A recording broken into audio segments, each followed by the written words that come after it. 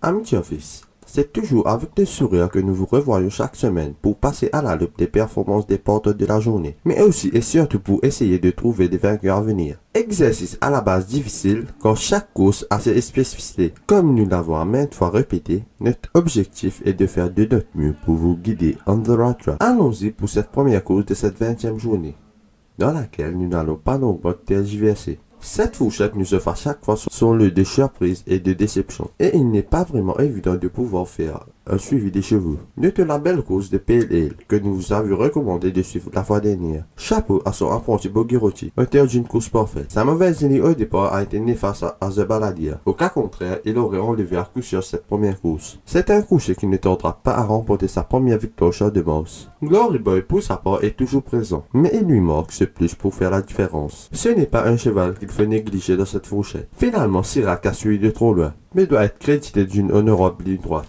À notre avis, c'est un coucher qui mérite d'être suivi dans cette classe. Il finira par trouver de la lumière au bout du tunnel. Rainbowman avait tapé dans l'œil lors de sa dernière tentative sur le kilomètre.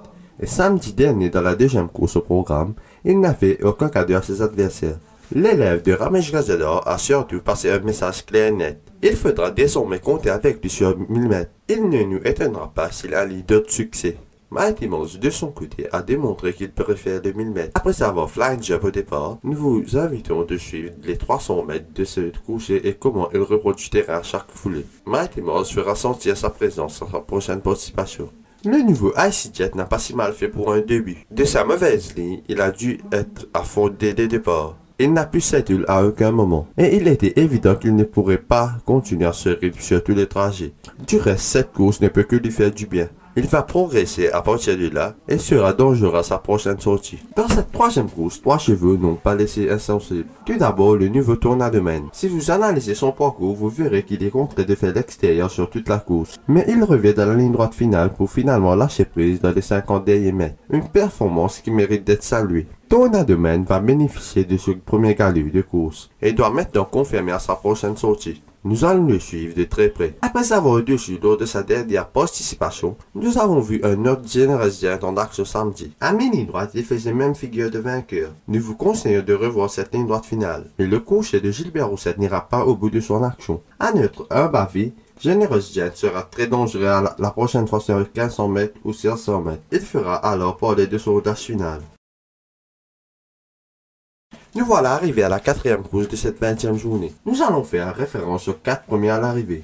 Nous avons trouvé avec plaisir le Red Lotus qui faisait rêver en 2012. Intelligemment piloté par Titan, c'est dans la ligne droite finale que le crochet de l'écurie Roussette a fait la différence pour obtenir son premier succès au Champ de Mars. Son premier succès de la saison. Une victoire qui en appellera deux. Matchplay méconnaissable jusqu'ici s'est finalement réveillé pour le grand plaisir de son entourage. Sa ligne droite finale laisse présager qu'il faut désormais lui faire confiance. Le coucher de Hugues Mégro possède encore une marge de progression et ne sera pas ridicule à sa prochaine tentative. Benjalila continue de progresser. Et nous sommes d'avis qu'il n'est plus loin de sa meilleure forme. Samedi, il a été auteur d'une belle ligne droite finale. De sa fourchette, il aura évidemment son mot à dire. Son atout est son percutant finish.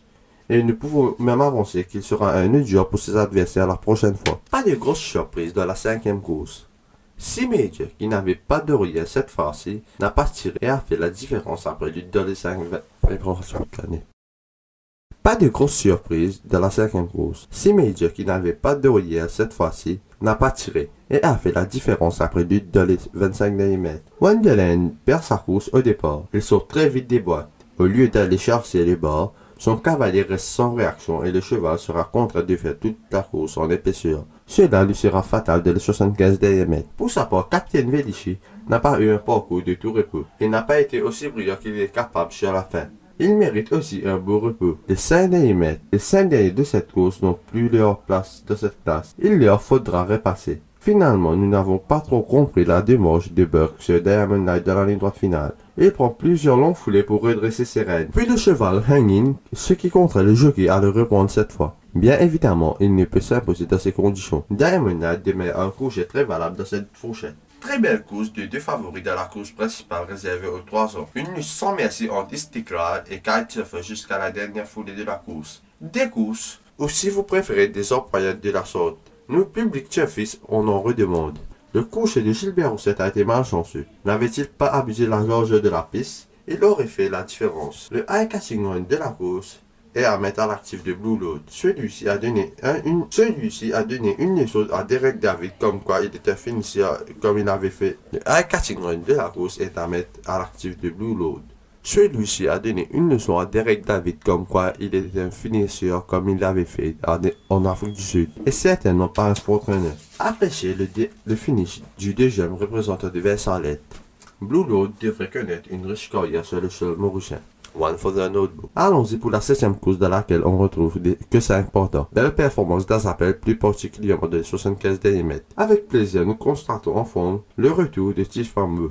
Il a tout tenté et a même fait figure de vainqueur à un moment. Mais le vainqueur était trop fort. Et ce qui est le plus important, c'est qu'il faudra compter avec lui à sa prochaine sortie. Eskimo Roll n'a pas démérité. Lui aussi retrouve graduellement sa forme. C'est un cheval que nous devons inévitablement respecter dans cette classe. En dernier lieu, la performance du champion 2012, Isaac, demeure le eye-catching run de cette journée. On avait tous les jours braqué vers lui et on n'a pas été déçu. Son cavalier lui accorde un soft run, n'a jamais été bousculé durant tout le trajet. Et regardez ce qu'il nous fait dans la ligne droite finale. Un seul coup de cravache et le cheval s'envole le long de la corde. Isaac is back to base. Nous n'avons qu'une seule hâte. De revoir en compétition à nouveau. Cette 8e course sera une des plus belles de cette journée avec une ligne droite finale.